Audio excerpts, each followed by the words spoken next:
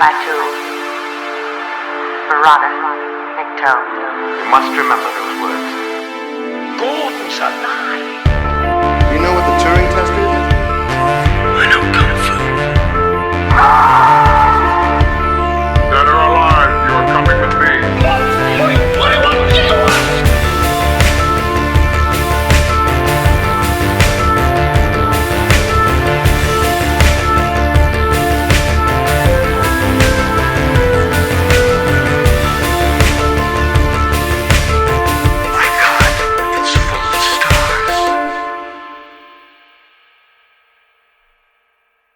Ladies and gentlemen, welcome back to Stories Out of Time and Space. I'm your regular host, Scott Weatherly, and as always, I'm joined by Julian Darius. Julian, how are you doing? You okay?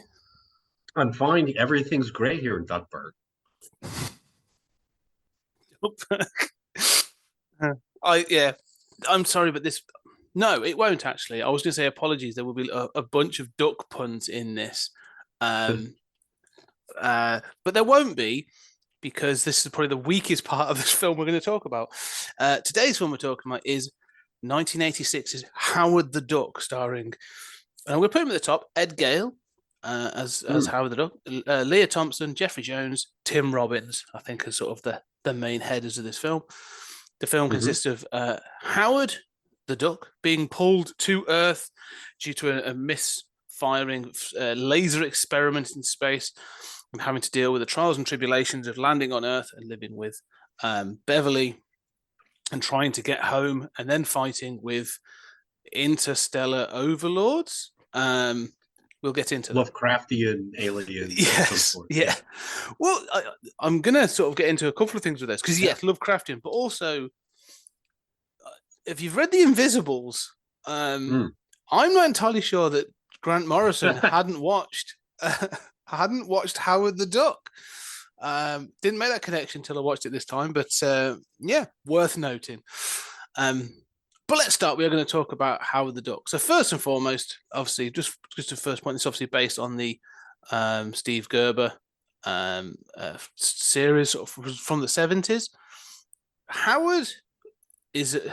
I'm assuming you've read the original comics first and foremost. So I want to keep that in mind, because I have this sort of thing. This film flopped.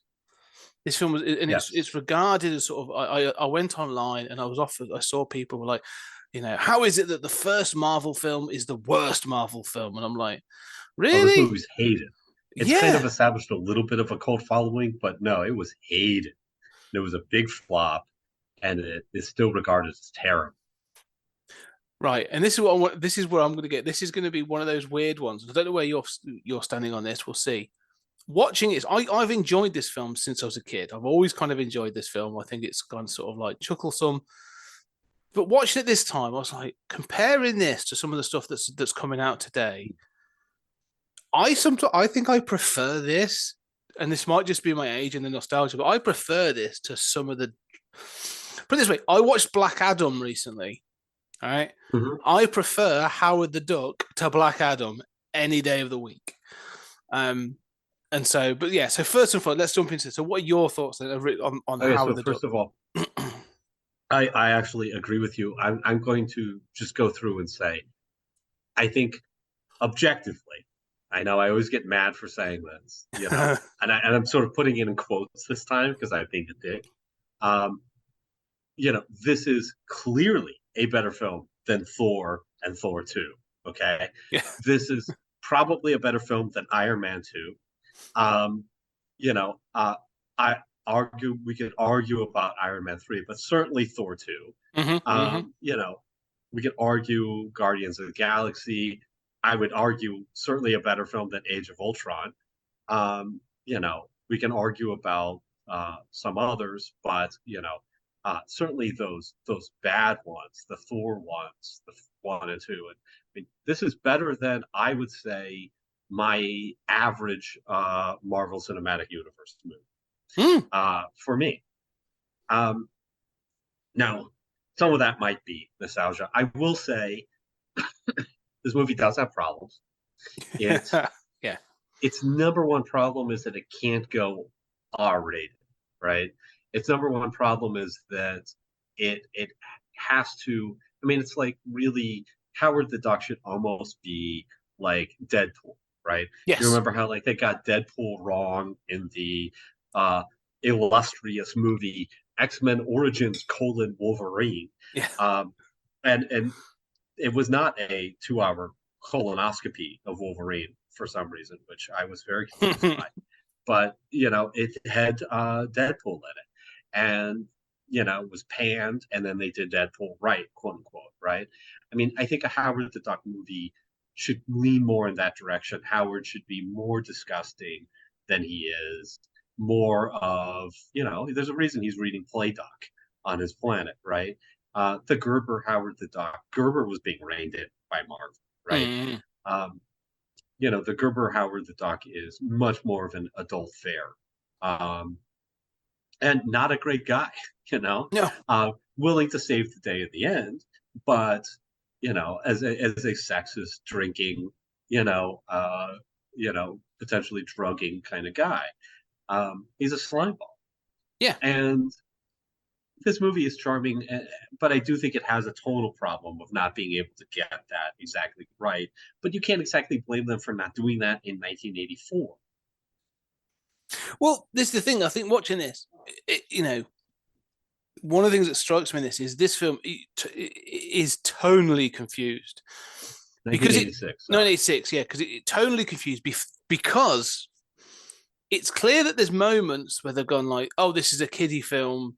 We're going to have an all-girl sort of like punk rock band. We're going to have this, we're going to, and it's clearly sort of aiming for that younger audience. And then it has him work at like a sauna brothel, like it makes, and then it has like almost sort of has like bestiality and sort of like it keeps having these sort of like it keeps sort of veering towards like raunch comedy or something. And I'm going like, oh, cool, and then it stops, and you're like, huh. And there are other moments, even the end with Jeffrey Jones starts to be when Jeffrey Jones becomes possessed by the things that this overlord. It very much it keeps leaning towards going, oh, we're going to do something like weird and horror-esque and gross, and then sort of just pulls back again a little bit. And I'm like, yeah, if this had been let loose like, as a really weird film, I think it would. You're right, it would be more successful. But I definitely I enjoy it Jones for does that. have that tentacle tongue, Yeah, um, yeah, yeah. That wasn't a special effects. That's all real. Yeah, and he's a brilliant actor. I mean, we have to say, and I think you're right about everything you're saying. There is definitely a sort of National Lampoon, Animal House kind of vibe here, and people forget like how dirty like the original National Lampoon's Vacation is. There was a room for adult comedy. I mean, not just like Revenge of the Nerds.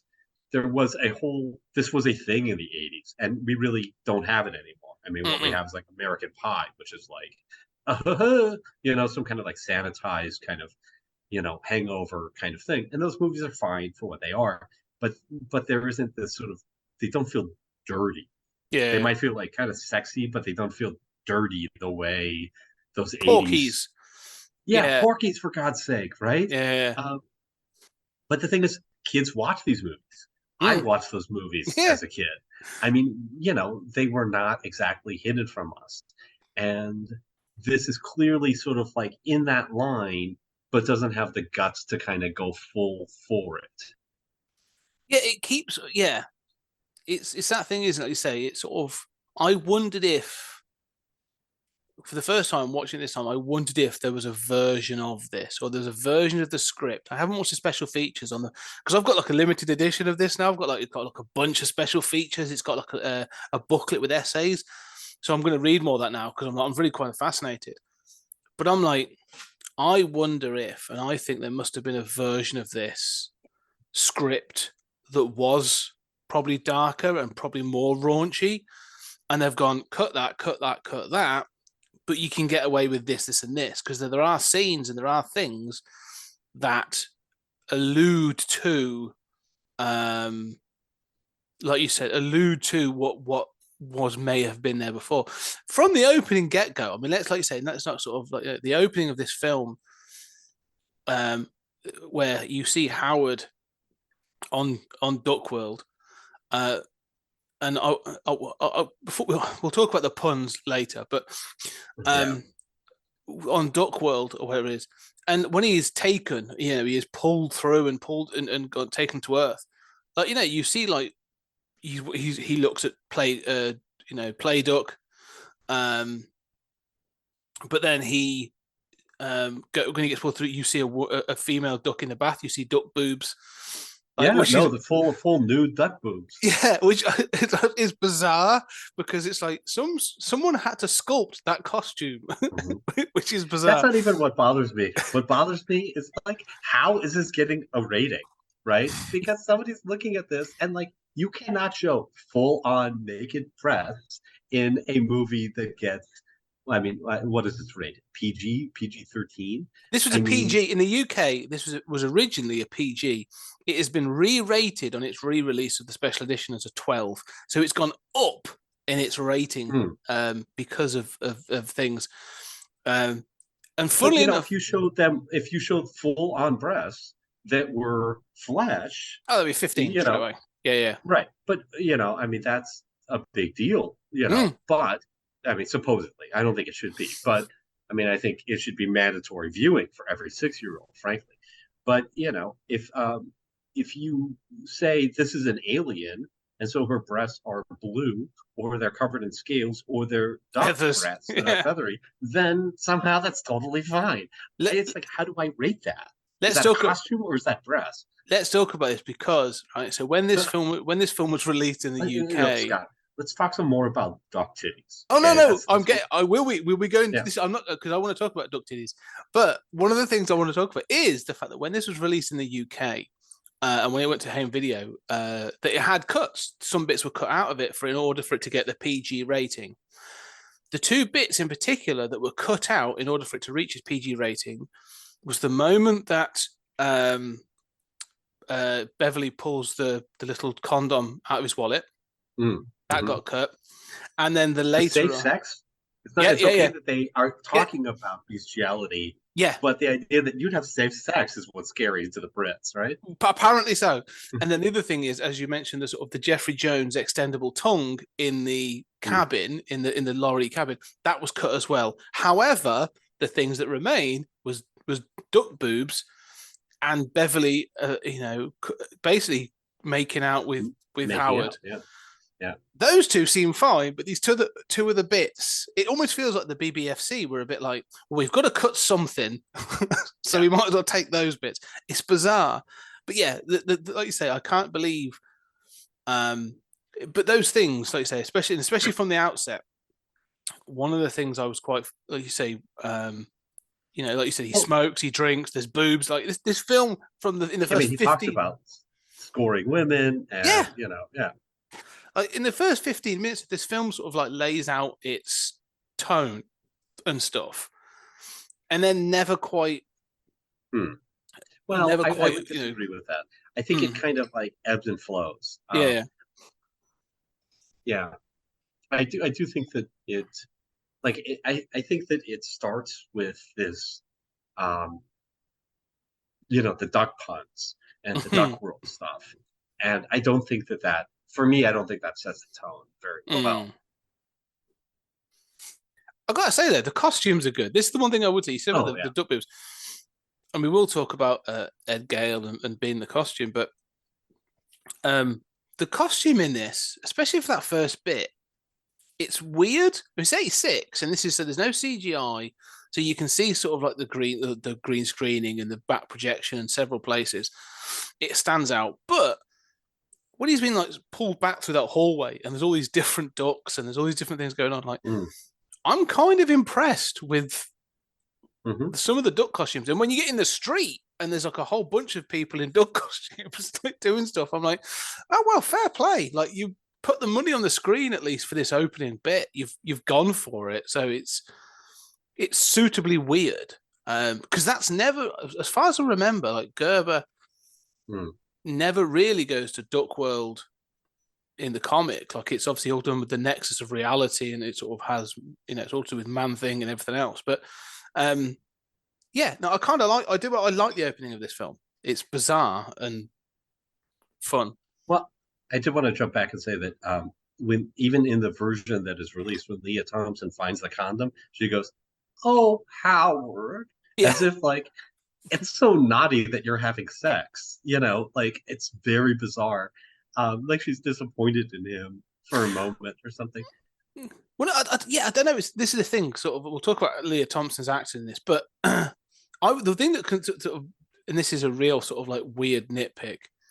How unhygienic is it though that condom's not in a wrapper? Like she just pulls That's out of what his. I thought. Yeah, I No, was that's just what like, bothered me. Is I'm like I'm not bothered that a human being has a condom. Yeah. Like maybe I get laid once a year, which is about accurate. But you've got a condom to be prepared for yeah, that party if that happens. Good on you, right? But yeah, it's weird that it's like not in a wrapper. yeah. So you've got like lint and dust trapped by the head of your penis, and Yeah, like what's going on? yeah, that bit felt like again, like with something like Jorex, I'm sure like they could have had like Duxex or something that I don't know. But it always seemed like they missed out on a pun there possibility. But yeah, that was the weird bit for me. But yeah, Well, like, going back to the alien planet, I mean, I think that first of all, you can't criticize how silly this is and still be down with the dumb multiverse stuff, right? I mean, the multiverse stuff, this is the multiverse. It's just in our universe, right? And there's that speech about how every planet is weird and different to every other. I mean, this is the multiverse concept. Like, no matter how weird you can think of it, some other universe has this. And so why not have a duck universe? yeah, no, And yeah, it's a little on the nose. It's a little, just like ours. And there are a few moments like that where I'm like, right, how does he know Japanese? Like clearly Japan is the same there. English is the same there.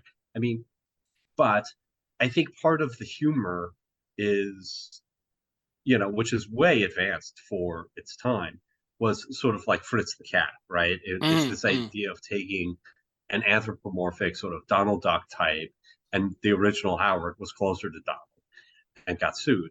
But, the idea is, taking that kind of like animated look and making him a dirty pervert. And I think this is what, a lot of the energy of South Park, especially like the forest critters, and all of that. I mean, this is a trope that has been mined very successfully since Howard the Duck. But, I think in 1986 was still a little scary or hard to figure out how to sell this to the population. Well, I think the thing is, like you say, because of the Donald Duck association, because even in 1986, I think although sort of because of what Howard the Duck the cartoon was, let's say 10 years before this, like late 70s, isn't it? Sort of the Gerber Howard the Duck cartoon. No, oh, comic. you mean the comic? Yeah. So and that obviously as comic fans, then look, it came out and it hit a chord. There was obviously the whole thing of in the comics as well, but it sort of hit a chord across Marvel. Was like Howard for president, and they sort of did some really weird stuff with it. It got meta, where you had like conversations with the writer and all this other stuff. Like it went all over the place. It was a fascinating comic, but you then take that idea, like I say, of the anthropomorphic duck and put it into another media, and you are then hindered by, and I don't want to say the sophistication of the audience, but let's say the expectations of the audience of taking that and doing something with it that's either satire or dark humor or sort of raunchy humor.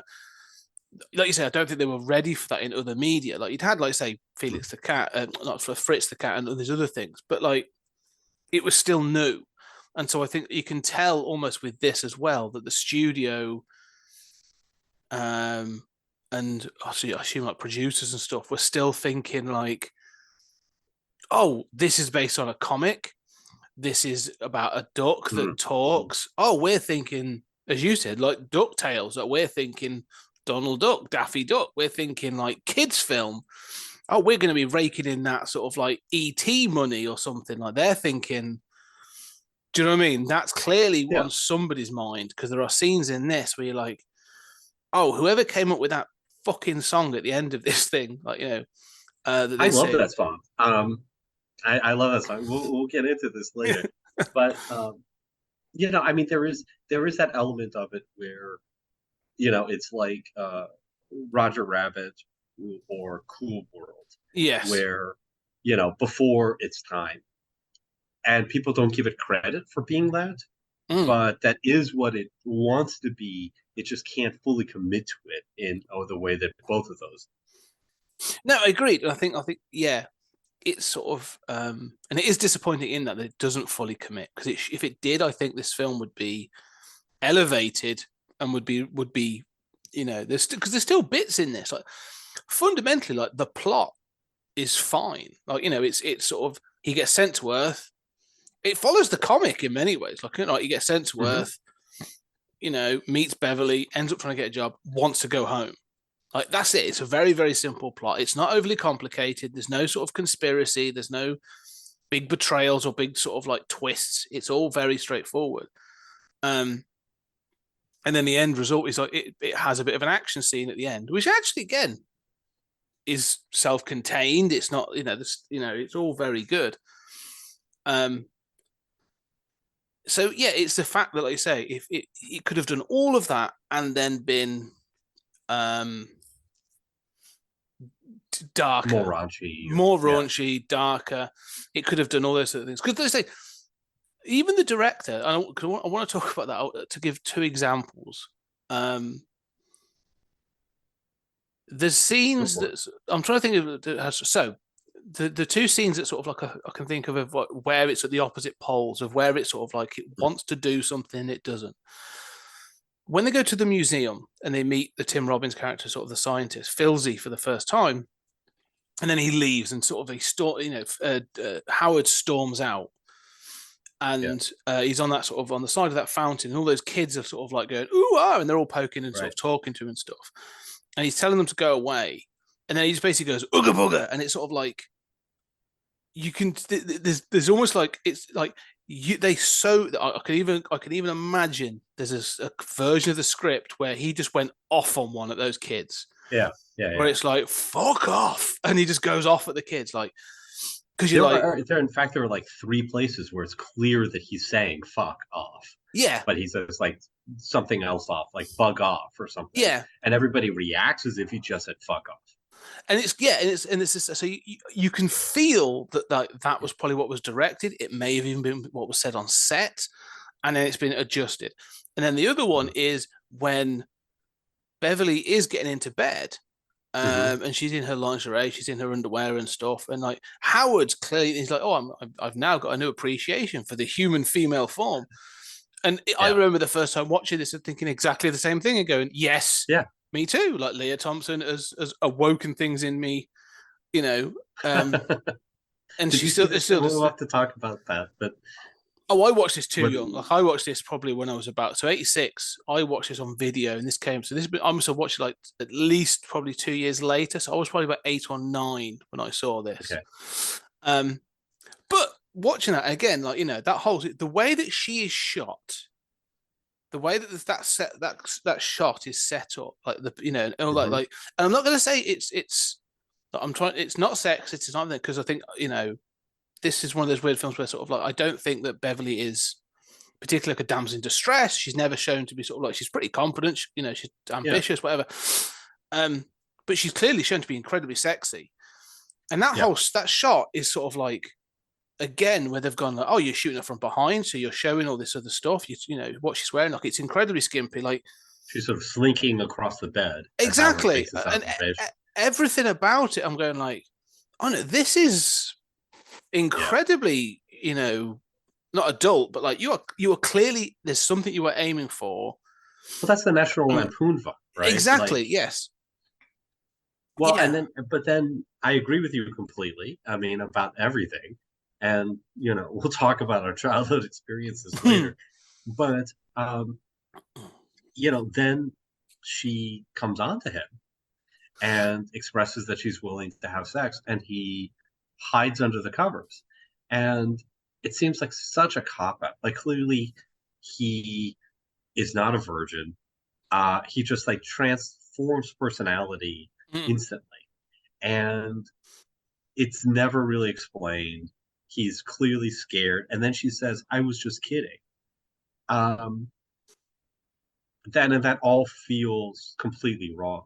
And then she goes in for the kiss, and You get the um, shadow. It's like a the silhouette other then. characters come in. Right, you Yeah, get the Austin Powers moment, right? exactly. And so the sort of like the start of that scene and the end of that scene Yeah, can feel. No, what I would say is, sorry, I would say the start of that scene and then the silhouette at the end of it feel right. connected. All right, but Yeah, there's they're a together. yeah, there's a section in the middle where they've gone, oh no, we can't have them both consenting to this, or we need to have it as a Right. joke or something. Like it needs to feel, we can't really be completely sort of, we can't show that we are fully supportive of bestiality, or, like it's not quite right. They don't know how to deal with this. And so, Yeah, and there are a few lines that even suggest to me that Howard is saying something like the reason why he's cautious is because duck penises are smaller and different. mm, And he sort of suggests that, and then that turns into a sort of overall fear.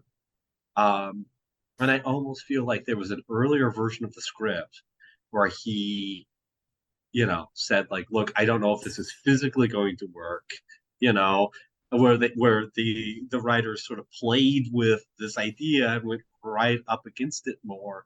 And she said, "Well, I'm willing to try," and then she leans in for the kiss, and the scientists come in. Um, and instead, that turned into like, oh, we can't talk about the shape of penises, uh, they can't be interrupted as if they're about to do it. We have to have, but it's totally unmotivated, and it's not of a piece with the rest of the film. And you're right to isolate. yeah. And so that's what I think.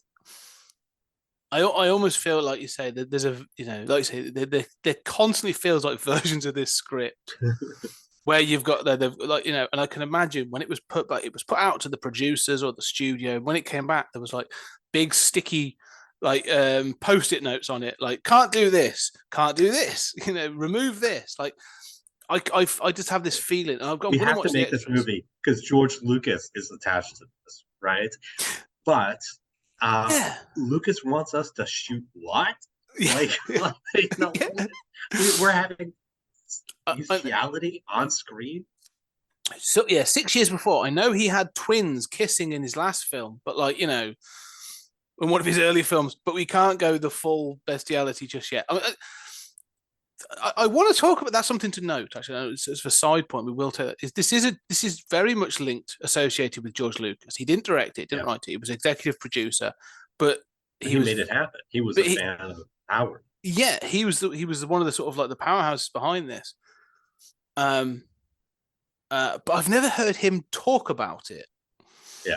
Like he's nowhere to be. He's nowhere to be seen on any of the special features. It's only sort of like very specific people. And I just find that interesting that he obviously made this happen. I wonder how much he saw him was like, oh yeah, this isn't what I thought it was going to be. I don't know, but I've never heard George Yeah, that's a Lucas good sort of point. talk about this film. Um, Yeah, that's a very good point. I'd like to hear, more of that background.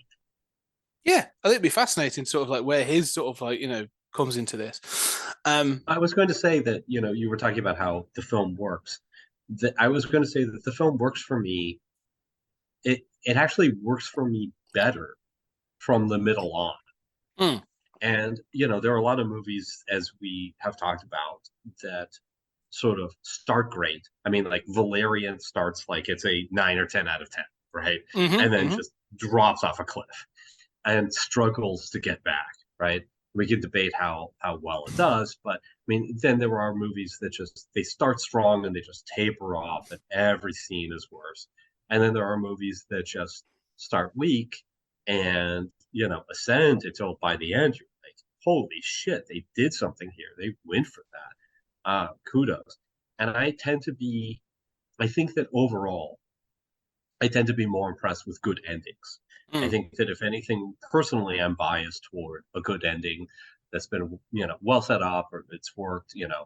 Um, I'll take a Rogue One over a Force Awakens. You Yeah. know, so here I feel like it starts really uneven, and then he falls to Earth, and I think the weakest part is right after he arrives on Earth, where he's battered. He lands, and it's this silly stuff of like bumping into like the rooftops of and somehow managing to land in a lounge chair that's in an alleyway, because why not? that's But that's where you'd land if you crash landed from outer space. And then he's just to thrown highlight, around. but that lounge chair he lands in is the lounge chair. Oh yeah, It's his lounge chair, so that's sort of the one of the but sort it of was things. like But separated from him in deep space. I mean, yes, you're yeah, right. Oh yeah, you're good point. But and then instantly people come up with him and start a fight, and he ends up being thrown around and having every bad thing happen to him imaginable, and winds up in a trash can that then is stirred. I mean, that whole sequence is so horrible. um that's to me the weakest part of the film. I've got to say though, it's one of those things that he's landing on Earth. I agree. I know what you mean. I wouldn't go as far as horrible, but I have a weird sort of like nostalgic appreciation for 80s like punks. Like this like, I understand that these gangs clearly existed, like they really existed. Like I've seen things about them and that, but how sort of like Hollywood took them and made them sort of like a comedy trope. Like everything was like, oh yeah, like big cities have got these gangs and they've all got like they're all punk gangs and they've all got crazy names and all this other stuff. Like I kind of love it. I love the fact they turn up because they clearly were a thing and they turn up in comics as well. But yeah, they're here Yeah. as well. They're just as bad, and it's just as silly. It's not. It's Well, when he meets for me, it's Beverly. more the like it's when he's knocked around, Mm, he's like thrown around. These are injuries that would kill a person.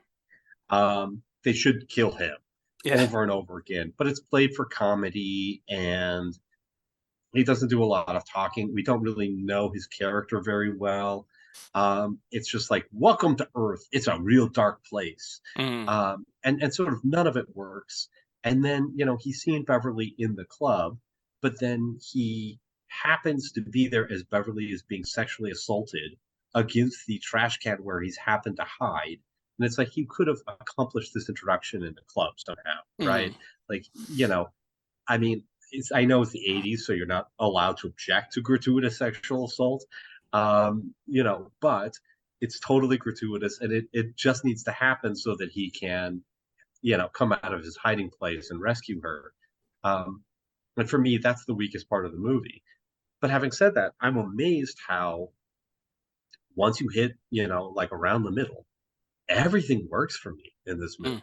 There's very little that does not work. And even, these chases, like it's not even clear, like, you're coming from a nuclear power plant, which is a very rushed scene. So like, they find a flying contraption in a back lot at a truck stop. You know, I totally buy that. Like Yeah, it just works in this kind of like 80s movie magic so well from there until the, you know, you can dig at the rock star conclusion, which is a little bit of a capstone. But, I have to say this is a rare case where the climax just works for me. And even the dialogue, even the comedy, like, with Tim Robbins hanging off that aircraft, being dunked in the water, and he says, get up here, like, what are you doing down there? That's very like Indiana Jones kind of comedy. oh If yes, anything, it works better here. yeah.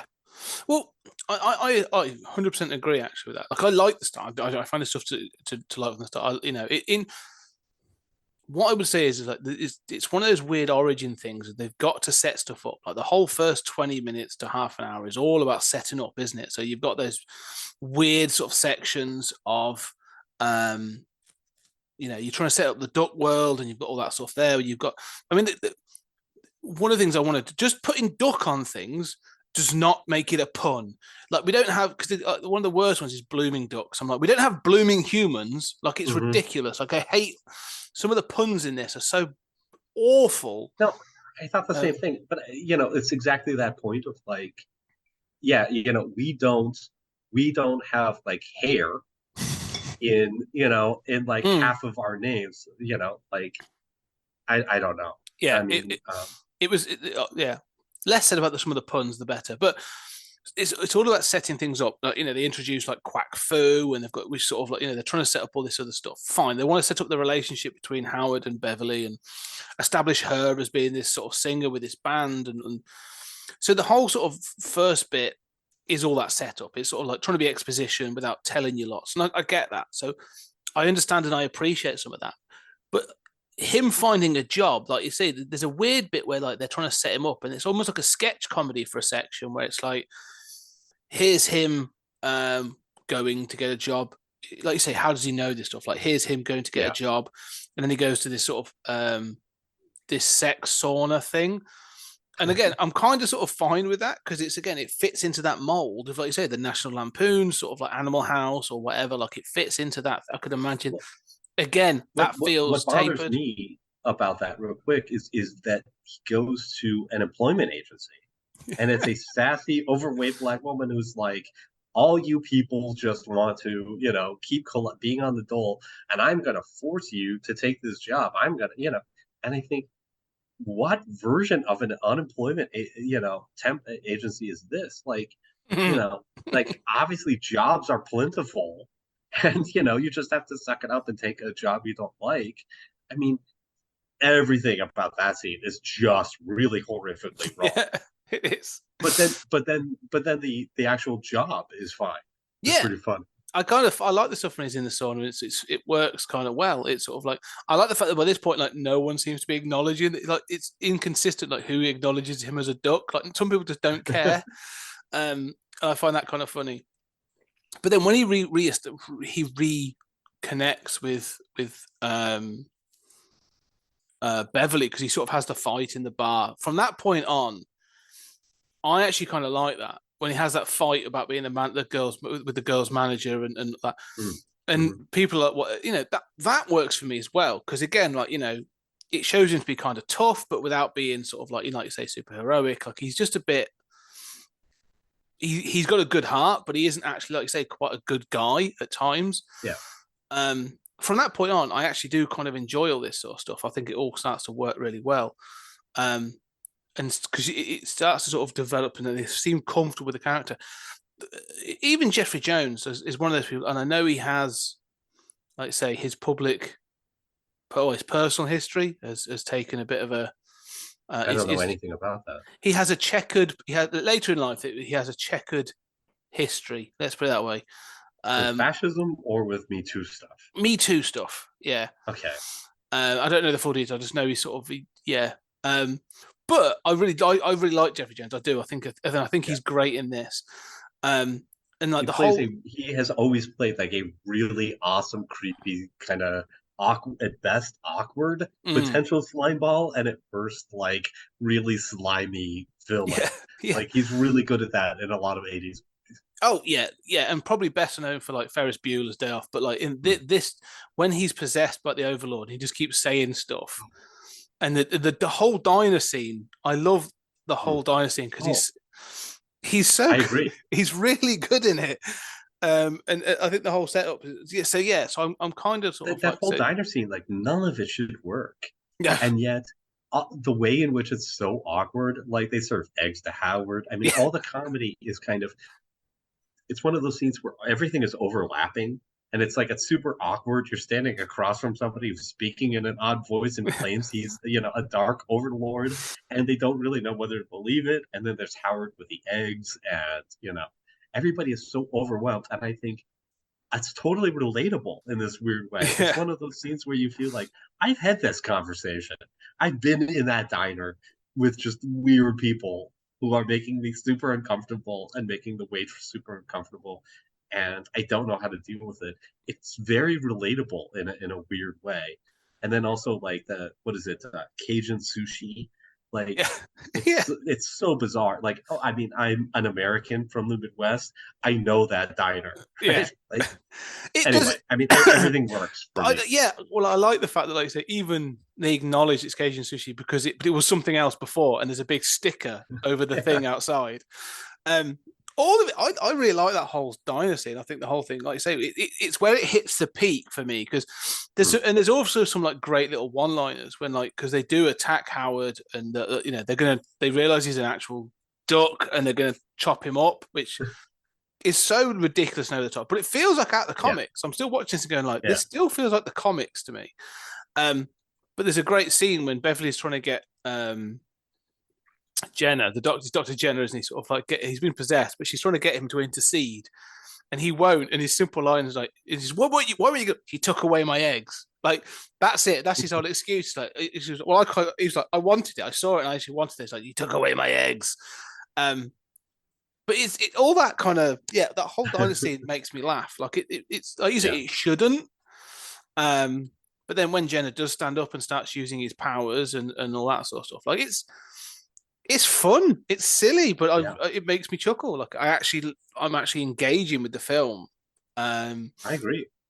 And so I'm it's working for me. And where this is where I was watching that scene, and you said about Thor, and it's funny because I did think about Thor actually when I was watching that scene. I It's was the same like, movie, basically. yeah, well, because I was thinking about the fish out of water stuff, where I was like, I'm so glad they sort of tease it at times, but like they haven't gone this whole thing of like, oh, he's a complete sort of like, fish out of water kind of comedy. But I'm like, no, I don't need him to sort of have that. Because we've seen that Duck World is very similar to our world, so he sort of picks up on it. But like you say with Thor, it sort of it gets ham-fisted and sort of like silly, where it sort of bothers me a little bit. But they don't do that here, and I kind of like that they don't sort of have that. But they have little bits of it, like the eggs. The eggs is that's funny. Yeah. That they hit on that, but that's it, and then they leave it at that, and then they're sort of like it's just, it doesn't have to be sort of more fish out of water stuff because he just wants a beer. And I kind of like there's some other good lines like that where like he's handed because they acknowledge his size as well, and he's handed like Beverly just hands him like a normal bottle of beer, and he's like, "Oh, big brewski!" Like it's obviously bigger for him. So Right. I like stuff like that. So That's a nice little touch. yeah, exactly. It's like little flourishes without him going like, in another film, it'd be like, oh my God, look at the size of this kind of thing. Like they'd really ham that up. But it's like little flourishes acknowledging it. Crying, going like, how am I going to get back to my home? Like that's clearly his motivation, but there's never, that sort of like, sad sap Lord of the Rings kind of scene where they sit around crying for 20 minutes. Yeah. Well, no, Lord of the Rings is another good example actually where you've said it because just to use that beer. There's a scene in that where the four hobbits go to the Prancing Pony, and they get and I think not Samwise, one of them comes back and he's got like the massive tankard, and he's like, "What's that?" He's like, "This is a pint," and they're like, "It comes in pints," and you're like, how do you not, clearly, yes, you're slightly separated. And that sign's always annoyed me because I'm like, you're always about this. So what, you have half a pint? Well, then you clearly know it comes in a pint then. So you can't be surprised. You can't be surprised. Right. So it's things like that when you go, that doesn't quite work. But like you say, I feel with Howard, there are often little flourishes where it acknowledges the differences, but it doesn't ham them up, which is bizarre because there are other things it completely hams up, like duck boobs. So, but I actually appreciate that. Well, let's back up for a second. Since we were talking about Jeffrey Jones, and we're talking about a little bit of Ed Gale's performance as Howard, which is wonderful. The costume is wonderful, and just we'll talk about these performances. I mean, Tim Robbins he's sort of very Tim Robbins, and he's a very young Tim Robbins at this point. But Tim Robbins is one of my favorite actors, and there are let's talk about Leah Thompson's performance. I remember I saw this film when it was in theaters. Mm. And, so I was 9 years old.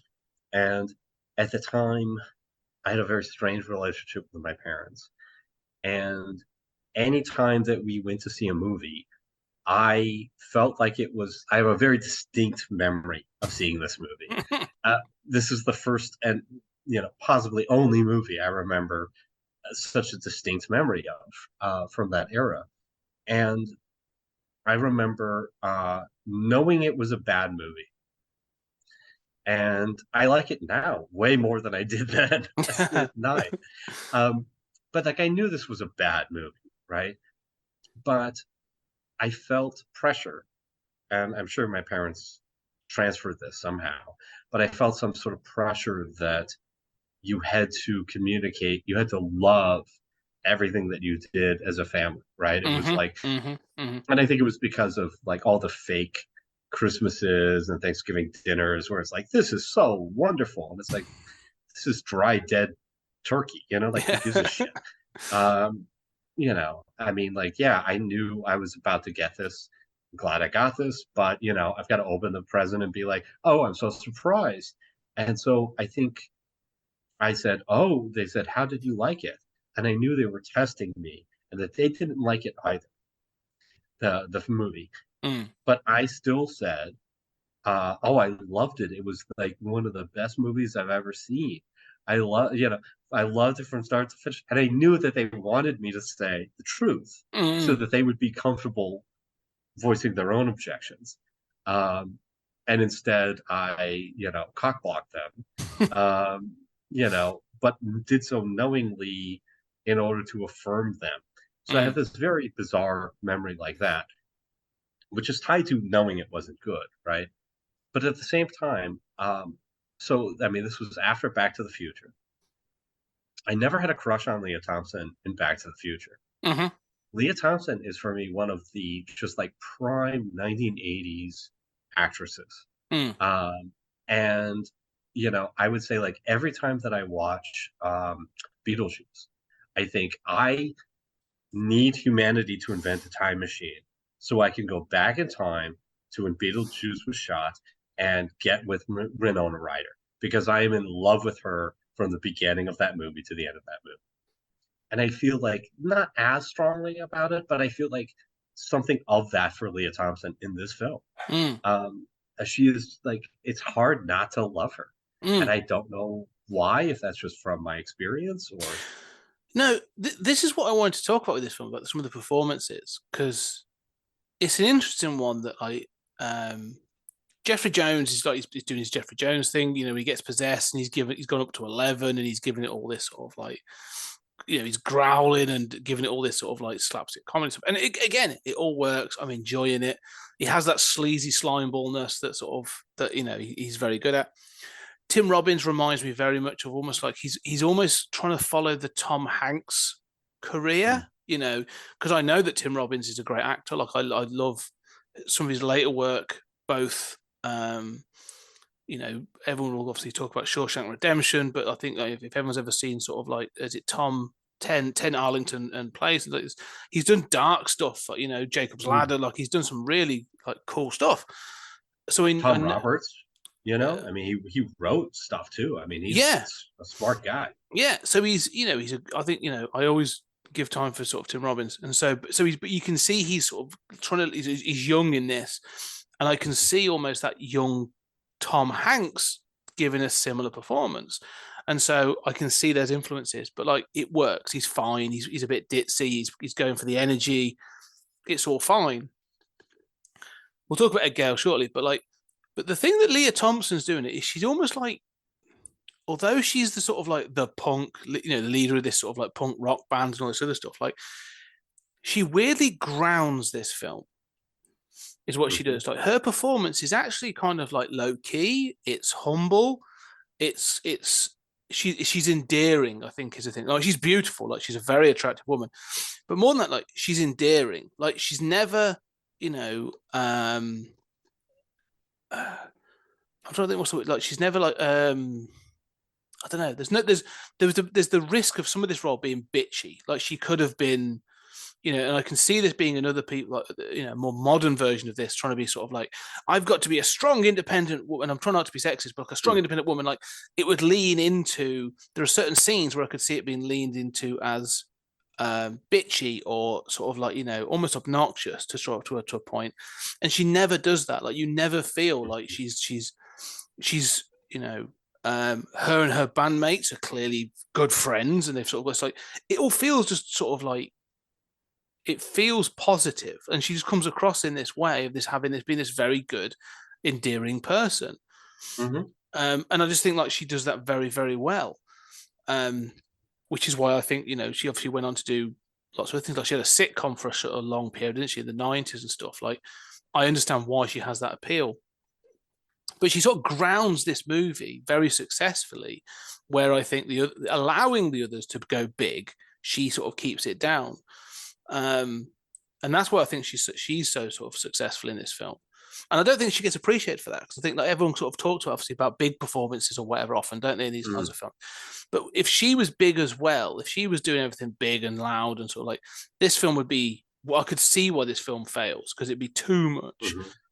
But the relationship between, and it's weird to say this, but the relationship between her and Howard feels more, again, I'm just use the word endearing, and feels sort of like, I won't say authentic, but feels right because of the performance she's given. So yeah, no, I think Leah Thompson's actually quite good in this. No, I agree, and I think that you're onto something. I think that I don't know that I can separate the performance from a certain kind of sexism, right? Because she does play into gender stereotypes of, she's sweet, she's supportive, etc. And definitely, in her most famous films, I mean, this Back to the Future, I mean, she is not the main character, and she's there in a supporting role, right? I mean, she is literally supporting Howard in this film. And yet at the same time, she's not whiny. She needs, he does solve her managerial problem, but she doesn't ask for help. She doesn't seem helpless by any means. She's part of a punk band. She's obviously confident enough to play in a cage with people throwing stuff at her, right? I mean, like, this is a 1980s band, right? Even if it is in Cleveland. And, I think you're right that she sort of like emotionally grounds the film. She gives it so much of its heart. We don't really know, like, Howard is kind of a fuck up. He's kind of, inconsistent character. And, he's heroic. He gets that heroic music, especially in the climax, but he's still a little bit of a fuck up. He's still not sure about sex, it's hard to totally understand him as a character. And yet at the same time, she is there as a kind of like emotional through line for the film. And I think it's so hard not to love her, and not to just think, what an amazingly, she might not be the best singer ever, but I mean, what an amazingly just talented, kind person. You want her to succeed more than you want Howard to succeed. Like, does that make sense? Yeah, no, I agree completely. Like, and yeah, she just is that thing, like I say, supportive, but it's not like when you like she is supportive, but I don't want to say like she's not like kowtowing down to sort of like she's not sort of like just following Howard around.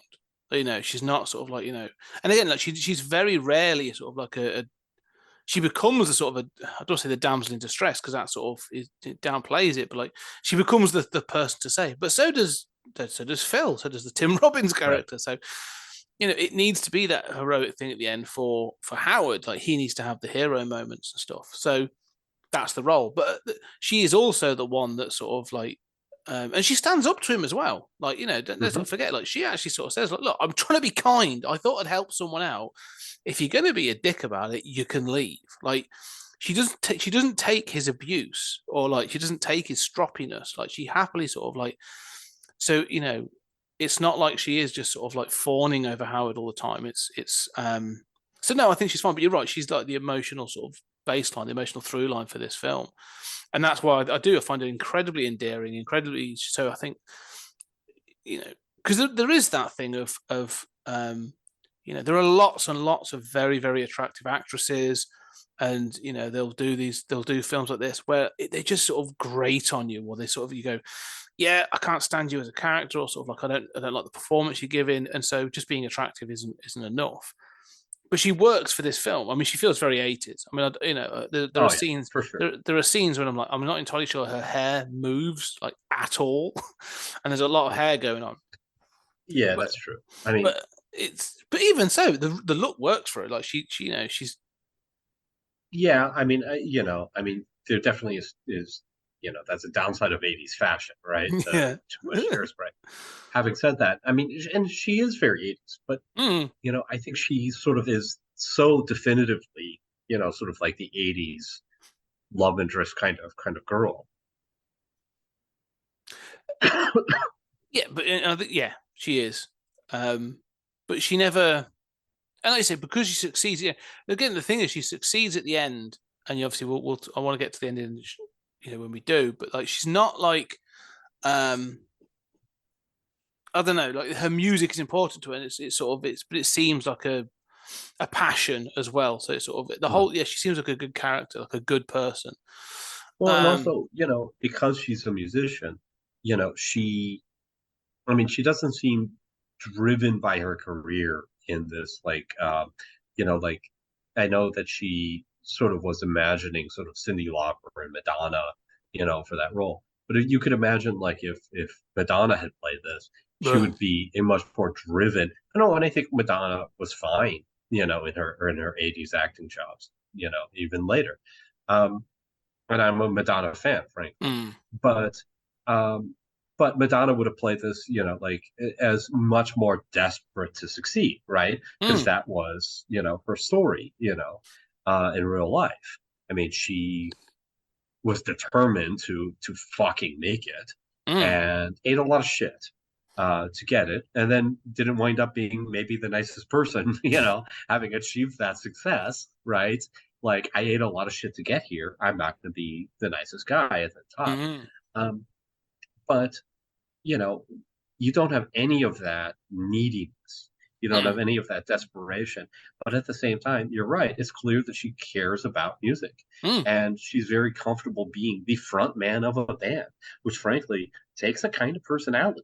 I mean, that's not, a Shrinking Violet character. No, and she's not. No, and that's what I like. In one scene, she even stops the band halfway through a song, and she's like, "This is depressing. Let's play something else." Like, they're clearly a competent band sort of thing, and so I like all that kind of stuff. So yeah, she's good in this film. I do like her in the Back to the Future films. I think she actually does show range in those, playing the different versions of Marty McFly's mum and his grandmother. But I do want to call out Ed Gale, and actually, sort of like as a bonus, there is a short. We're going to have a bonus interview with Ed Gale coming out as a bonus episode to this as an accompaniment, which dates back to 2018 is when I did this interview with him for 20th Century Geek. But I talked to him about doing Howard the Duck, and he was also Chucky, and he was also in. He was one of Station in.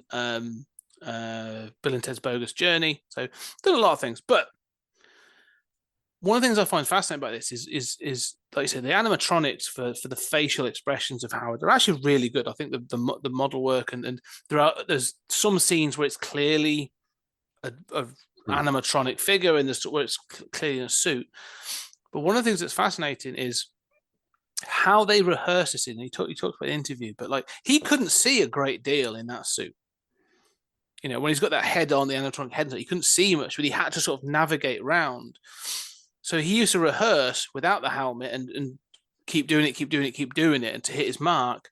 And then he would blindfold himself, and then he would do it again and again and again, and then they'd do it with the helmet on stuff. Because the other thing he had to do, like, he had to time it so that when they were doing the facial expressions, and this is what I don't think gets credit for, like, he's got to shift and he's got to sort of like act his body. Like, if he's going to look surprised, he's got to try and time it with the eyebrows raising or doing something else. And he can be like, oh my God. And his hands will go up or his shoulders will go up or whatever. Like, there's a lot of work in doing that, as well as running around um, in a bird costume, in a duck costume. So, you never get to see Ed Gale's face. You never get to, but like, I actually want to say that like the performance that he gives, the physical performance as Howard, just deserves credit. I think for doing that, to be sort of like a stunt person that sort of does that work. So I do want to throw that out. Well, it's very worth mentioning, and I agree with you from what I know about how this performance was delivered. And it's also worth pointing out that he obviously is not the voice of Howard. No. And he didn't even talk in those performances. So it's like today where people are reacting to, something that's not there. People had to react. So, they really had to assemble this in post.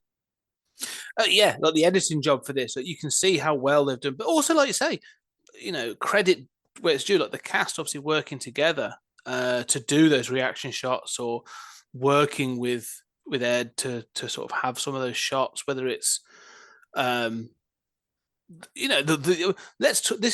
be fair, like there's choreographed sort of like, not so much fight scenes, but there's choreographed scenes. There's a dance routine at the end. To do that stuff must have taken a lot of work. So it's worth. This isn't something like you sort of. But what I would say is, for me at least, and this is, I think, one of the important things we've talked about. So we've talked about all the human characters. We've talked about Howard as well being slightly inconsistent character throughout it, and I think that comes down to writing and other things. However, what I would say is, despite the costume being, and this is how good I think the costume is, if you're flowing with this film, and by big portions of this film, I am flowing with this film. I'm digging it, and I'm going with it. I'm not thinking, although I acknowledge Ed Gale's in that suit a lot of times, I'm not thinking Ed Gale's in that suit. Mm-hmm. I'm thinking I'm enjoying Howard the Duck interplay, Howard's interplay with these other characters. And that's the important thing, is like, I'm not, I don't know if it's like this is Jim Henson, I think, or Stan Winston Tudor, I don't know. But it seems like whoever made the costume and did it, like, worked incredibly hard, to the extent of like there are entire scenes where, like you say, like, it doesn't even register with me that I'm like, oh yeah, I'm watching a guy in a suit. Like, this is just, I'm watching Howard the Duck. Like, I don't know. I'm buying into where I think the costuming works, because again, if the costuming or the animatronics or something was worse,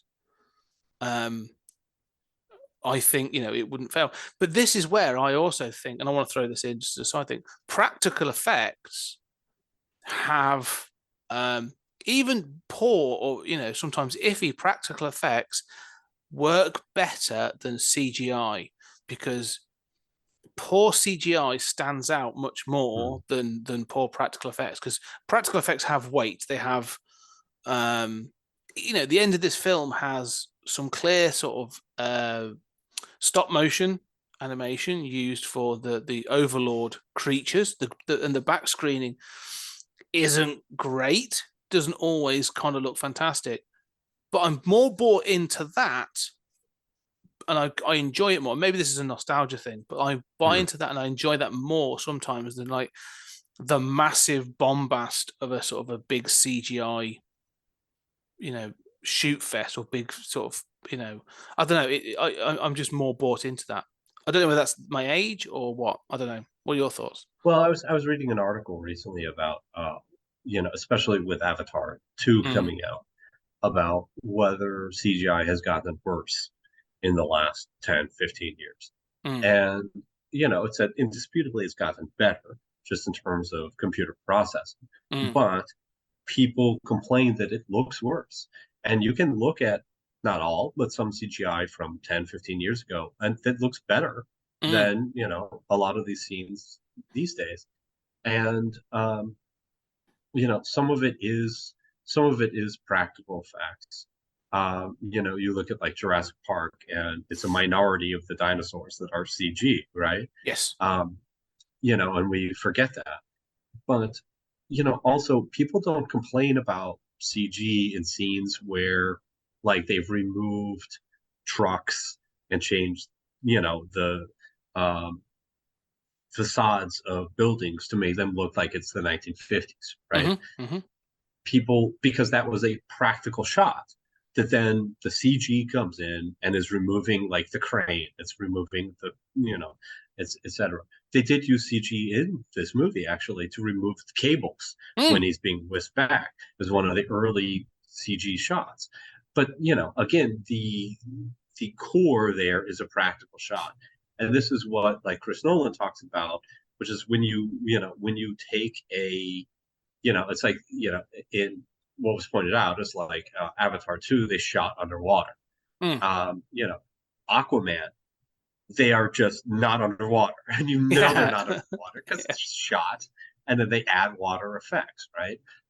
There's like a fan blowing their hair, and you're like, yeah, hair doesn't move like that underwater.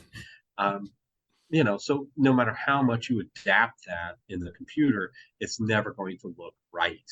And your eyes are going to pick up that it doesn't look right. So sometimes there are things that you can't do outside of computer graphics.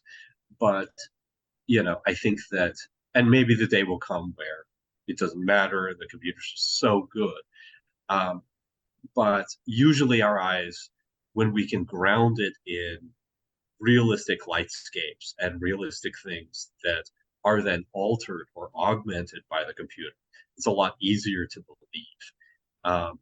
So, yeah, I mean, I tend to agree with you, and I think that there are shots that look antiquated. I mean, there are shots in Ghostbusters. This plot has an ending that's not so dissimilar from Ghostbusters. There's shots in both, especially in the end of Ghostbusters, where you just see errors. Oh yeah, where they're just errors, but it's forgivable because you're like, oh yeah, I mean, like it's really cool that they made this movie. That's amazing. And back then, yeah, it was going to an effects house, but it's not. The other thing is, when you imagine like Ray Harryhausen stop motion animated stuff, and the villain at the end of this is stop motion animated, and it it's certainly tolerable to cool somewhere in that range. But when you imagine somebody stop motion animate, you see the work on the screen. yes. When you see a special effects shot done in the computer, in some ways, because it is so advanced, you don't appreciate the artistry that's required there. You don't see, the fingerprint of the artist. And so, it just becomes more generic and it's easier just to shit on. Whereas, if you see like a Rancor monster animated by somebody in stop motion, it's like, holy shit, some guy spent like years making this. Like, that's so awesome. And I do feel that way about shots in this movie versus superior shots. It's the same with, I mean, to talk about, no, I agree. And because I feel the same about like matte painting. She said about sort of the CG rendering of sort of like buildings or a sort of a cityscape, and but you and I come from a sort of, and they still don't say, but you and I come from the sort of the era of matte paintings where you're like, you will see a great vista of something like, we even sort of, let's talk about one of the films we talked about, the Forbidden Planet. Like there's a great shot where like the ship lands and it's this this vista of sort of the planet. Yeah, none of that exists. It's all painted. And Indiana Jones has done this. And I say Ghostbusters has got a couple of matte. Yeah, the matte painting in Ghostbusters wobbles actually at one point. We know that, but there's so many films that have done great matte paintings where sort of like, I actually think one of my favorite examples is actually Conan the Barbarian, the 1982 film. There's some exceptional matte painting work done in that film to sort of make the Hyperion age, bring it to life, and they've got these great vistas and all sorts of stuff. Love it. I absolutely love all that stuff. Because someone's had to build that, and not only they had to sort of paint it, they've had to understand the scale of the shot that they're going to be doing. well in advance, so they can sort of place it and map it and do all this other stuff, and then they've had to paint it all on to do all the bits and pieces. Like, yeah, it's not easy. They spent time doing that, and like you said, there's a fingerprint to that. And I think we do forget that there is artistry and there is work involved in doing the computer animation, and it gets sort of sidelined. But one of the things I think, and we sort of talked about it, I think we were talking about it briefly before we started, really, was this idea of it's clearly coming out of the animation studios now, how high pressured it is, and where so you're right, processing power and actually sort of like, the actual technology is obviously much better, but I think they're trying to produce more faster. And so I think sometimes the quality sometimes slips. Like, if you really wanted, I mean, one of the examples I see gets held up is Davy Jones from, I think it's the second Pirates of the Caribbean film, played by Bill Nye. But like, that character is an octopus. I've got the octopus face and all that sort of thing. Like, it does even today. That was like 2006, 2007, I think. You watch that film today, that CGI stands up. Like, it's really good. Took them over a year to put that together, and you go, okay, they took time to do that. Like, all that. Today, that'd be like, all right, we've got 4 months, bang it out, let's get it done, sort of thing. Well, and that's another problem, is that, the way they pay for these things is the number by the shot, right? Yes. And so for the studio, they say we've contracted, say, 110 shots for this movie. Right. Well, when they come back and say, oh, actually, we decided, this guy's tentacles should be thinner and green, you don't get extra money to have to fix all that. So, if you're a CG studio, you're not paid by the hour, right? You're paid by the shot. So you have an overall contract. So if like, they knew in that case a year ahead of time what those tentacles should look like, they had some artists make renderings, give them, on paper, give them to and say, make them look like this. And, ideally you get that footage, in a reasonable time. And then you don't make notes that invalidate all of that work and have to go back in. It's like, well, oh yeah, we decided to totally change the concept of this, and you've got 2 weeks to change this. Well, I mean, this is a big problem, and not giving people the lead time and trusting them as artists. Yes. To, I mean, that's one thing that happened with Ray Harryhausen. Nobody's going to go back in and say, actually, all the skeletons need to be bulked up. They don't look strong enough. Yeah. What the fuck are you going to do? I spent a year shooting this. I mean, you can't go back and do that. But people feel as if they can with CG. And, so maybe part of the problem is not trusting those people as artists to really be using the tool and giving them the lead time that you need as an artist. Well, I think that's the thing. I think you're right, because people just think, oh, computers, oh, I can just type it in and you just put that in the program and it'll do it, not realizing that there's like a whole bunch of work that's gone into wireframing that and doing the motion properly and then doing the rendering and all this other stuff. Like, so yeah, it is. It's layer after layer after layer to then integrate it into the shot. And so you're right. It's just, I don't think it's appreciated as much. But and when it's done well, again, it should be seamless. Like, it shouldn't stand out as CGI unless it's sort of supposed to sort of look like CGI, or supposed to be a big shot where you go, oh, it's clearly, been CGI'd. But one of the things about it is you're right. We come from an era of, like, Ray Harryhausen. It was clearly in our sort of our childhood, like, everything from Jason and the Argonauts and before, the Sinbad films, which I love, and we even talked about him on the show for sort of Earth versus the Flying Saucers.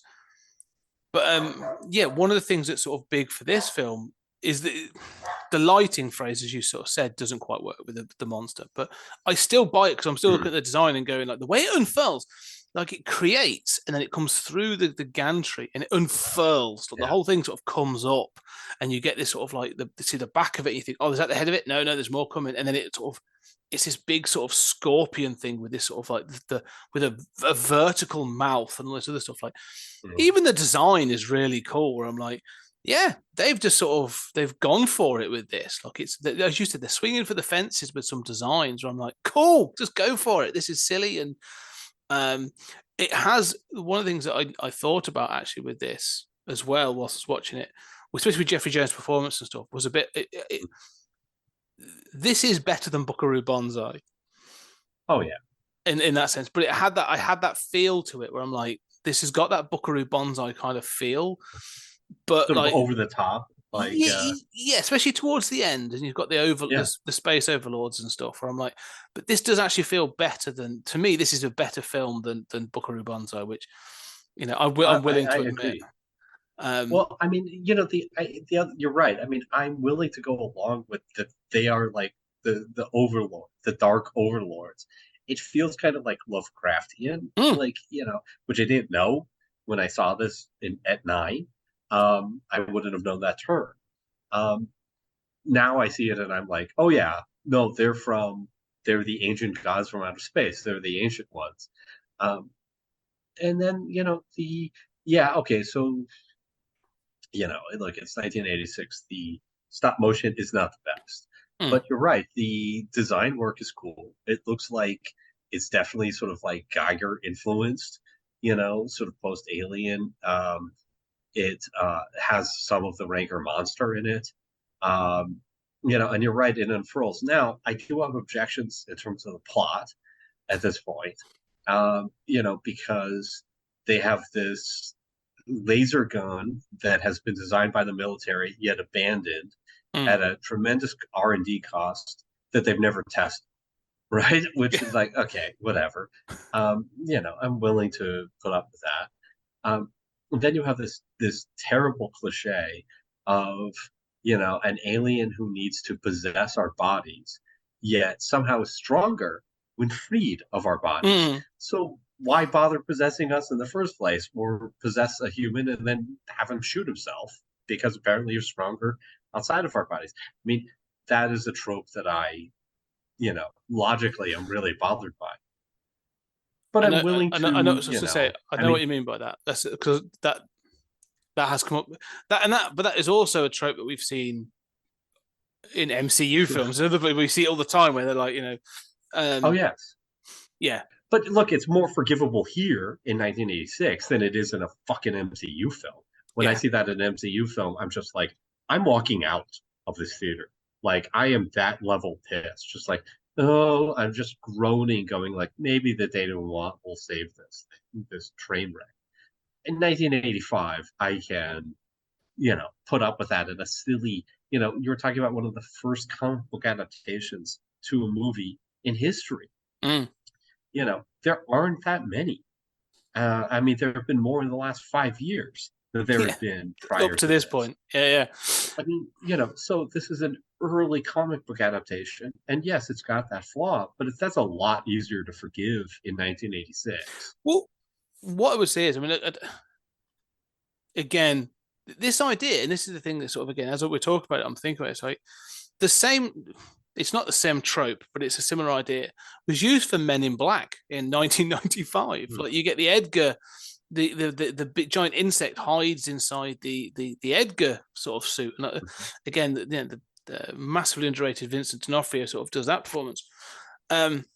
And I like that, but they do it for a different reason. They give it an idea where he's always actually sort of like he's looking for something, so he's trying to be incognito, so he's got to hide inside a suit. So there are ways of giving excuses for why right. Here's why we can't have this massively expensive special effects shot throughout the entire film, and we need to have a human stand-in. This one sort of doesn't quite pay it off because they have this whole thing about we need your human bodies to sort of to survive. And when he's actually questioned, he does say, "Oh, we're weaker," but also if I show you my real visage, I am disgusting and horrible by your standards. But it could easily be because he's looking for power, like you say. He goes to the power station and everything. Like it could be quite simply like I can't reveal myself until I am fully, energized. I'm fully, I'm fully, I need more energy to be sort of to take, to stable in my material form. Right? Exactly, yeah. But, I mean, but Okay, that makes sense. But I mean, I guess where does that mass come from? Maybe it comes from converting the energy from. I mean, even that nuclear power scene is so it's funny. It works for me, Yeah. but it's rushed.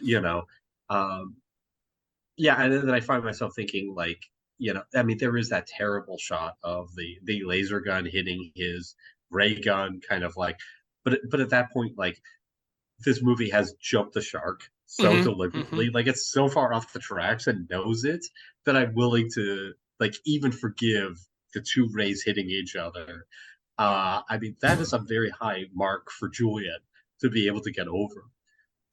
It, yeah, I think as I say because it does. I don't want to say degenerate, but it is sort of degenerates into the action, the tropey sort of like action scene, um, and the Well, sacrifice of but but I think it degenerates into kind of like a fun movie, but that yeah, fun movie is working.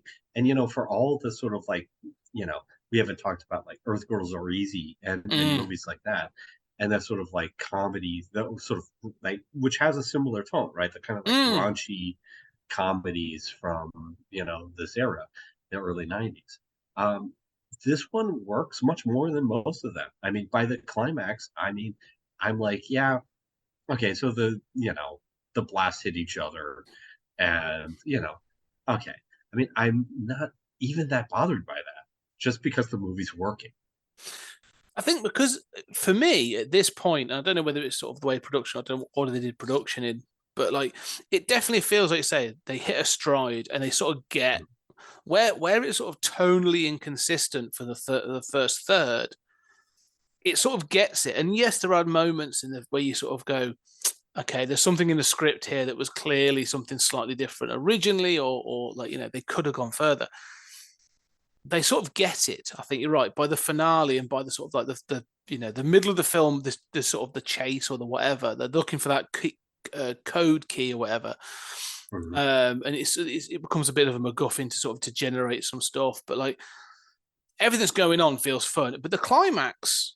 Yeah, the climax kind of works because again they're just sort of like, oh, yeah, this film is silly, and we know exactly what it Mhm. is. And people, like you say, I think of this. You are right that there are other films that this sort of fits into a genre, and but some of the things I've heard sort of as criticisms of this film is sort of like is that it's too silly, oh it doesn't make sense, and da, da, da, da. But one of the criticisms I see is sort of like, oh, the ending's so silly, is ridiculous, the ending's ridiculous. And I am sort of going back and going like, you, how can you say that? Like you say, even at this era, like it's when you have sort of films um, doing kind of this stuff all the time. I Right. mean, uh, weird things again. I think of like Golden Child with Eddie Murphy, another film I kind of enjoy, but has a really ridiculous sort of like paranormal ending, and you have those things like kicking about where I'm like, yeah, if how is it this film gets singled out for those things, but like others don't? Um, but you're right, it works for me because I think the tone works. It's sort of working on a sort of a silly level. Um, and I'm enjoying the effects. I'm enjoying sort of like the performances. So yeah, no, I agree. I think this finale sort of is fun. It works. It's Hmm. silly, but it works. So and by this time, Yeah, I because mean, because I'm loving the characters, I'm sort of all in by the end. I'm sort of happy for the ride.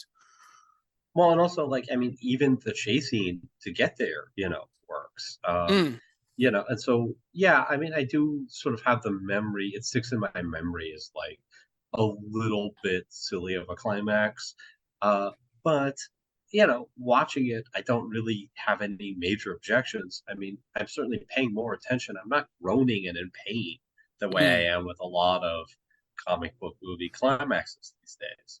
Um, which is saying something. I mean, frankly, I mean, it may not be the best climax ever, but I mean, like, are we not conditioned to just accept a shit ton of horrible climaxes with, villains that, their motivations totally change in the middle of the climax? I mean, you know, at least I understand what's going on. I mean, that's not where the bar should be set.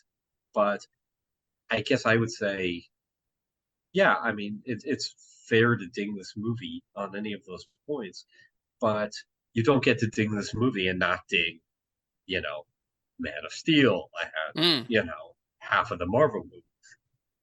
No, I agree, and that's I think the problem with this is people sort of see this and they have sort of like a response to this as being sort of like, oh, Howard the Duck. But then I am watching this and going like, how is it this gets dinged more than those other films? Like I think of in particular a lot like Ant-Man or Guys of Well, the the Ant-Man Galaxy. sequel is Yeah, Ant-Man the way Wasp. worse, Exactly, Ant-Man the Wasp, or Oh even my God. Guardians Volume 2, like those other sequels, like you say, where they just degenerate into sort of like sci-fi, not sci-fi, but sort of like CGI messes in many cases. I'm not to ding the, we've talked about the special effects, but like it just degenerates into that. At least with this, like you know, um, Well, but both of the Guardians finales do not make logical sense. mm, I mean, here there are logical problems, right? Where you get mm, this gun from, I mean, we're talking about, why are you more powerful when you're not in a body? Why when you destroy the gun do the alien monsters magically get sucked back across time, yeah, across space? I mean, that's not without its problems for sure. But I mean, I'm not watching a 20-minute sci-fi, special effects escapade that is entirely dependent upon logical, parameters that I don't buy and that are at odds with everything you've set up so far on a mm. fundamental level. Um, I'm not spending that time of my life watching this thinking, how the hell did this get made and how do they not realize X, Y, and Z?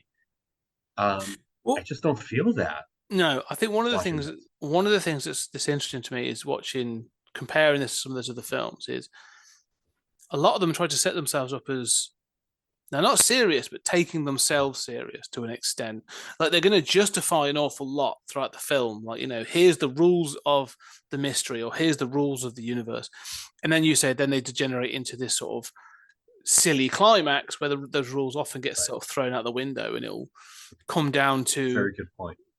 magic or sort of like like a dance off. And I mean Guardians is a great example of this where like I'd say I actually kind of like the first Guardians in particular, but I hate the ending. I really hate Mhm. the ending because it's like, oh, it's degenerated down into a dance off, and then he grabs the Infinity Stone, and friendship holds everyone together, and I'm just like, ugh. You haven't had any of this like this other stuff in the film before. It feels it's just a you know at least with this, it's telling you like, oh, there's a whole bunch of stuff we're not going to explain. We're not really bothered by that. It's about having fun. We know that this film, we're trying to keep this film to less than 2 hours. Like we've got certain things we're going to do. Like it knows that, but the first parts of the film tell you that. So when these other things happen, I'm more willing to go with them and go, yeah, that is silly. But also, so was Dr. Jenner powering himself up by walking into a nuclear reactor and then coming out. Like, it's sort of like, because I could come out and go, like, you've just destroyed a nuclear power plant. Have you not just wiped out the power to half the country? Or you've just irradiated a whole bunch of people? Like, how come the police aren't turning up en masse to that? Like, Mhm. there's loads of sort of like the They plot. certainly follow one plane. Yeah, I mean, exactly. it's Yeah. like they're following that, like their lives depend on it. Yeah, they're going to follow that, but they're not following this massive truck that's just sort of left a power plant. Like there are massive plot problems in this. I agree that, Mhm. but because of the tone it's setting and because of the sort of like the things it's setting itself up to do, I'm happy to accept them and go with it. Where I'm less willing to do that with a film that's going to try and spend time explaining one thing but not the other. Yeah, It's sort of yeah, picking yeah. and choosing, and that's what I find that bothers me. And we've done this. Like, we have picked apart other films where we've said, "Oh, Mhm. this bit's good, that bit's not." But then like, I'm going, "Yeah, but you're still trying to have this entire. You're trying to do this thing that you then sort of throw out because the climax has got to be a car chase or the climax has got to Mhm. be a big, a big event. What you want is you want the '80s finale, but you want to have a 21st Right. century film." And I Right. feel this a lot. And also you want to have like an Oscar winning, like emotional, like, it's about my mother, man. Like, Yeah, I never got to know her. Like, you want to have all that heart and soul and, like a serious fucking drama, but also have the 80s trashy finale. yeah. And I feel that there's films in the 80s, sort of like, and I'll defend the 80s as a time period, but there are other films that do. Highlander's a good example of this. Like, for me, like Highlander, I know Highlander's like technically not a great film. I think there was obviously massive plot issues, but I love that film because it simply turns up and says, "Do you know what this film is?" It opens with wrestling. The film opens with like WWF wrestling, and then and a car park fight that has some an obvious stuntman, sort of like some of the editing's terrible, but with an awesome kick-ass Queen soundtrack. So you go, oh, I know what this film is. I know exactly what this film is, and then it holds that line throughout, where you go like, this film is crazy and nonsense, but it's going to maintain that nonsense, and it's going to keep that tone. I prefer that to doing other things, trying to sort of be two things at once. It's funny because one of the biggest complaints about this movie is its tonal inconsistency. And we've talked about that, right? Like, is Howard a dirty old man, or is he, a good guy? But I do think that it does keep more or less a tonal consistency that this is a weird movie. It is a weird / silly movie. And right from the beginning, the first shots are of, Duck World. You have to already buy this totally absurd idea, right? The narration sells you on this absurdity. And,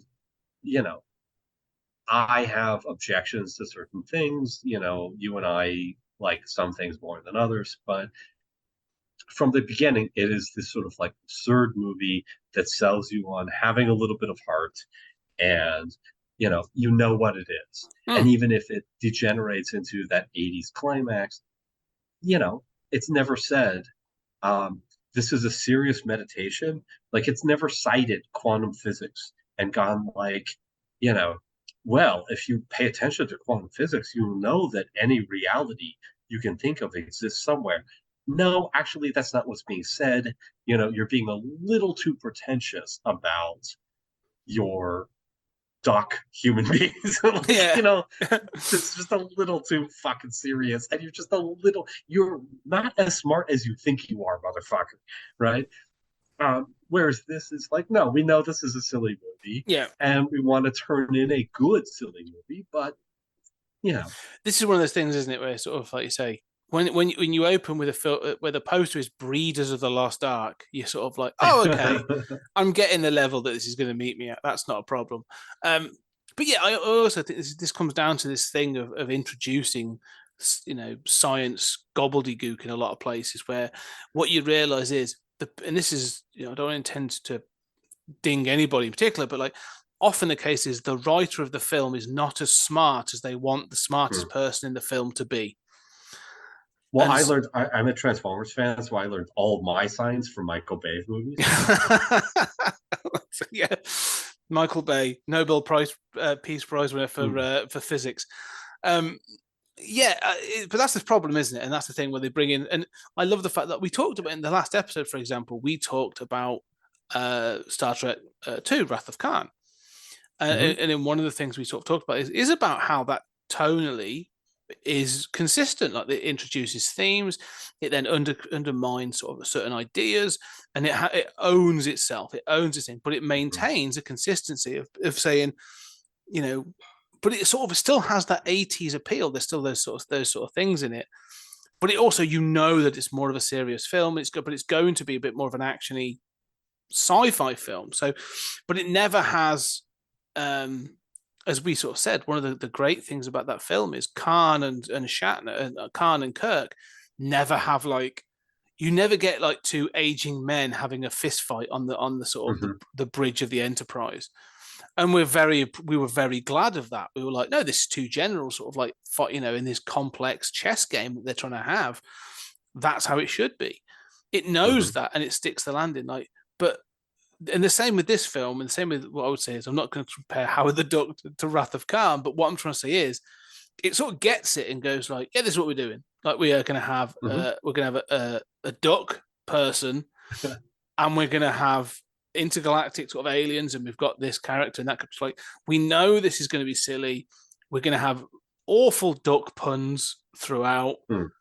So you're either in for the ride or you're not. And I agree that tonally this is inconsistent, but I think the inconsistent tone of it is worse for the first third, and then it sort of settles and gets on with it. And I think that's where I agree. I think that's where the movie is more successful. Well, but I think that inconsistent tone is about level of maturity. It's about, like, is this a hard R or is this a PG? It's inconsistency in tone and in Howard's character. It's not inconsistency in tone in and again, look, the you could do dramedy. I mean, Shakespeare did everything as a dramedy to one degree or another. That's not the issue. The issue is like, are we a hard-nosed science fiction thing, or are we? I mean, if this were made today, the tendency would be like, oh no, we've got to make it a 1/3. It's 2001, but with ducks, and then 2/3 of it is dumb action movie. You can't put those things together in the same box. I think that there are tonal inconsistencies here, but they have to do with character. They have to do with level of, rating, rather than the world that you're in. You're in an absurd world from the first shot to the last. And, it's a little tonally inconsistent that Howard would come on stage and start playing guitar, which is very much a, Back to the Future moment. Yeah. But hey, it's the 1980s, and if your hero doesn't play the electric guitar, he's just not a man. No, I agree. I'll let you finish because I want to talk about that. We'll talk about that final song actually in a moment. Well, I just think that there's different types of tonal inconsistency. Go ahead. No, you're right, and I think that's what, because I think that song at the end, sort of, you're right. It's sort of, I have a love-hate relationship with songs for films that tell you the plot of the film. Because I don't know, I kind of appreciate them, and then I like some and I hate others, and I don't know why. But there was obviously this thing of sort of the late 80s where like you got like the rap song by some like Run DMC did a song for Ghostbusters too. Like, there's like, weird films, and you get it all the time where you get like the song that tells you the plot, but like it's some of those Batman sequels have that, and they're so bad. Well, Nightmare on Elm Street 3 has it. Dokken did a song for that called Dream Warrior. So I love that tie-in thing, and so I kind of sort of find that this song is kind of meta, but like I don't know. It's sort of is it a step too far? But the one thing I'd noticed, and it's kind of interesting, that I say when he comes on stage, it's obviously an accent. He gets lowered on and all this other stuff.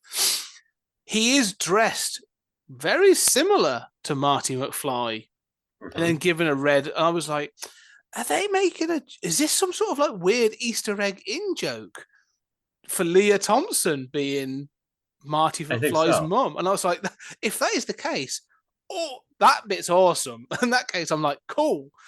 But yeah, I do have a sneaking suspicion that was not there in the first draft. Yeah, but I suppose the song's fine. But I like the fact that, like you say, he's become a successful manager of them, and the band's sort of successful, and it's sort of like, I don't know. What are your thoughts on the song? You said you liked it. Well, I mean, okay, so I know it's bad. It's bad, but I do like that. It kind of like wraps up the movie. And I do like that. Look, I mean, Leah Thompson gets to sing. Howard the Duck. Okay, he saved the world, but he shot an arrow straight through my heart. Yeah. And for 9-year-old Julian, it was like, hey, if Howard's got a shot, I've got a shot. Um, and now I'm approximately, 93 years old, and it hasn't worked out that way. But, I still like the idea of, you know, her being on stage, being this, powerful, confident woman. She's not, I mean, I don't mean to be this guy and sound this way, but I mean, like, she's not a, you know, bitchy, disgruntled feminist caricature, right? Mm. And there's nothing wrong with that character. You and I have defended that character in other situations, but I mean, she is confident, but she's this 80s, version of that. She's fun. Yeah, That's very supportive of him yeah, and singing a song about like how awesome her manager, and I totally believe her boyfriend. Like, yeah. they have definitely had some duck sex at that point. You know, um, and so I think it's this like really happy ending where she gets to thrive, and he gets to be, he doesn't want the spotlight. He gets to be the manager and, smoke cigars and, be a little rowdy backstage. And, it just seems like a wonderful couple. It does. When it ends, one of the things is, you're right. I think the whole stage bit is kind of fun. It has that sort of, it has a positivity where it maintains that fun tone as a happy ending. And it's interesting because he obviously gets on stage and they have the sort of the dance and he plays guitar and all this other stuff and he gets to show. But then when they leave the stage, it sort of like it has Howard and because it goes over the credits as well. Like the songs played over the credits, and that's kind of cool as well because they do a similar thing with like Bill and Ted's Bogus Journey, and I like that kind of bit of it. But it ends with them going off stage, and they have this sort of like thing, and she calls him Ducky and thing, and it like they are about to lean in for a kiss, and then it cuts to black, and I'm Yeah. like, oh, they are never going to show you proper. Like they are never going to, like you say, grab that and really show it to us. I thought, well, maybe they're going to show you like the last thing of the film. Never quite go for it. But yeah, no, Well, they're boating. I mean, it yeah. becomes an X-rated movie. This is very close to the porn parody, right? Like, Oh yeah, like yeah, it's not too far away at all. One of the things I sort of know, I looked into sort of the trivia of this because so this was obviously the executive producer, so Lucas financed it and some other stuff. One of the things he was looking to do off the back of the profits of this was to fund more work into ILM and to fund sort of Skywalker Ranch. And this cost him money, which is probably why he yeah. doesn't talk about it a great deal. I'd still like to know his feelings on it. But one of the weird things is like, the 80s wasn't the franchise generating machine that we have today. Like there were lots of films that did have sequels and stuff like that, but they weren't as prolific as they probably are now. But I do wonder if before this became a flop, before this failed, like if there was ever like, oh, we could definitely continue the adventures of Howard and Beverly and stuff. I didn't ask that of a girl. Maybe I should have done, but I do wonder what a sequel of this would have been like. Sort of going into the later 80s and the 90s. Well, I think about that too, and just as a sort of final thought, I watch this and I think how close this is to a script that you could remake very close. Mm. Let's imagine a CG Howard, whether she's a musician or somebody, a sort of confident woman. You cast somebody to, who has some combination of sort of sex appeal and sweetness that Leah Thompson has. The Tim Robbins kind of like nerdy friend who's not a threat. There's no love triangle, right? I mean, that's pretty key, right? It doesn't play up the sex dynamics and make that accentuated because there's a love triangle. You could really, and then you end with the monster from outer space and all of that. I mean, you could really reshoot this and make it more Deadpool raunchy. and really keep the bulk of the script intact. Mm. And in fact, I would say I'd be suspicious if you deviated too much from the original. Um, and I think you could do that and keep these dynamics, make it a little more raunchy. Maybe fix some of these, a few of these scenes, a few of these logical problems. And I could imagine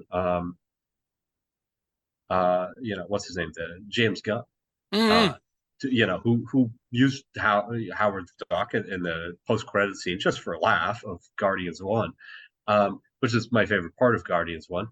Um, but I can imagine James Gunn doing the most amazing Howard the Duck movie. Um, but I think even somebody with a lesser talent, frankly, could reshoot this movie with some significant edits, and Mm. it would be a totally solid, really fun Marvel movie that I would totally like. Yeah. No, And I'm that not. boggles my mind because this is Yeah. this is a movie people hate, and it's from a long time ago.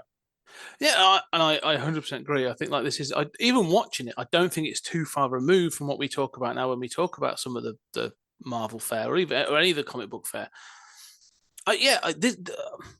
When I was going through like IMDb and some of the things, and I look at sort of the these 1 star or 2 star reviews or whatever, and people sort of like really rail against this film. I'm like, what were you expecting?